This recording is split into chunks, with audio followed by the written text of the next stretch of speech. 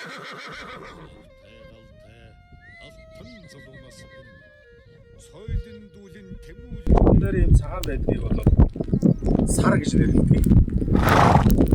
Энэ хоёр мөр хоёулаа одоо юм салтаа мөр. Алчээ. Одоо ингээд энүүгээрээ ингээд цагаан байх юм бол халдсан мөр гэж ярьдаг байхгүй. А энэ дээр юм цагаантай байх юм бол цэг маягийн цагаан байх юм бол сар гэдэг.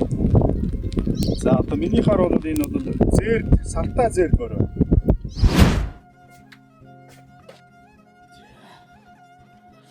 За энэ юу вэ гэхээр адууны засаа байна. Эрүүл мэндийн хувьд маш сайн буюу одоо хүний одоо энэ дотор юу вэ гэхээр уураг байгаа. Хөөрөнд сайн байх нь байна. Эрүүл мэндэд сайн байх нь байна. Уургийг нөхөх нь байна. Маш олон одоо сайн зүйл байдаг юм аа. Бидний одоо уламжлал одоо энэ зүйл болгонд маш нарийн сайхан зүйл байна. За би энийг бол цаахан чанжаагаад идэхээ боллоо гэж.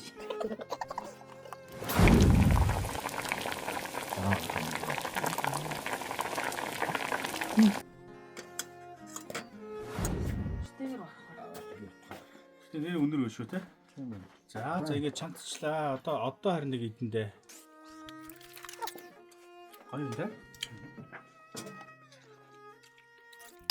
Юу мөгөд тамаг хатаа байт юм байна.